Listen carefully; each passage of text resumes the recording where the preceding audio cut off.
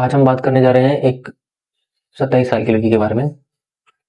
बहुत ही physically active female. अपने एक दिन काम करते वक्त उसको पाँव में दर्द आया। वो जिम भी जाती थी, सब कुछ करती थी, तो उसे लगा कि एक जिम की वजह से टाइटनेस है जिसकी वो चले जाएगा। तो कुछ दिन तक ऐसे ही रहा। जब उसको दर्द ज़्यादा हुआ तो उसने जिम छोड़ा। 2-3 दिन रेस्ट करने का सोचा, फिर रेस्ट करने के बाद भी बेहतर नहीं हुआ।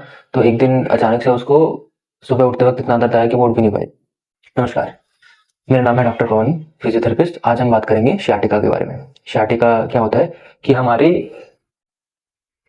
रीढ़ की हड्डी के बीच में से कुछ नसें निकलती हैं जो कि कूल्हे के पास से होते हुए पांव तक जाती हैं।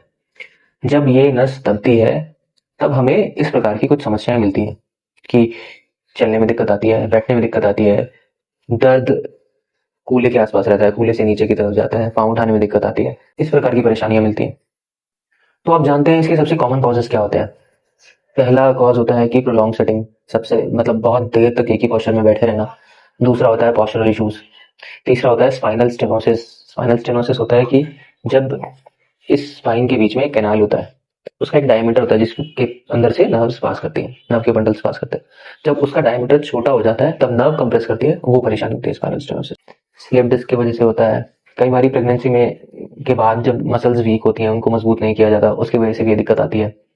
और कई बार इंजरी की वजह से, गिर जाने की वजह से, बहुत से पेशेंट कंप्लेन करते हैं कि मैं गिर गया था, उसके बाद से मेरे को दर्द ही है, उस टाइम हमने ध्यान नहीं दिया, बट अभी इतना ज्यादा हो गया है कि अब चलना भी मुश्किल हो गया है। तो इस प्रकार की कुछ कॉजेज होते हैं जिसकी वजह से ये दिक्कत बनती है। लेकिन गुड न्यूज क्या है इसमें कि इसमें हर केस में सर्जरी की जरूरत नहीं पड़ती है। फिजियोथेरेपी से भी बहुत अच्छा रिजल्ट और रिलीफ मिलता है। तो अब बात करते हैं फिजियोथेरेपी में अब इसके क्या ट्रीटमेंट हो सकता है। पॉस्चरल करेक्शन होता है, कुछ मांसपेशी की मजबूती होती है, कोर को मजबूत करना होता है, कुछ स्ट्रेचिंग होती है, कुछ मैनुअल थेरेपी होती है। और बहुत जरूरी ये है कि एक्टिव रहना। तो जैसा मैंने पहले अभी डिस्कस किया था कि एक फीमेल थी 27 एज की, तो उनका अब 3 वीक्स के सेशंस के बाद उनका पेन बहुत बेहतर है। अब वो सब कुछ कर पा रही हैं। बट वेट ना करें। अगर आपको कोई भी परेशानी मिल रही है तो आप उसको दिखाएं। तो अगर आपको या आपके परिवार में, आपके जानकारी में किसी को ये परेशानी है तो वो संपर्क करके अपना कॉज जान सकते हैं और अपना ट्रीटमेंट करा सकते हैं। धन्यवाद।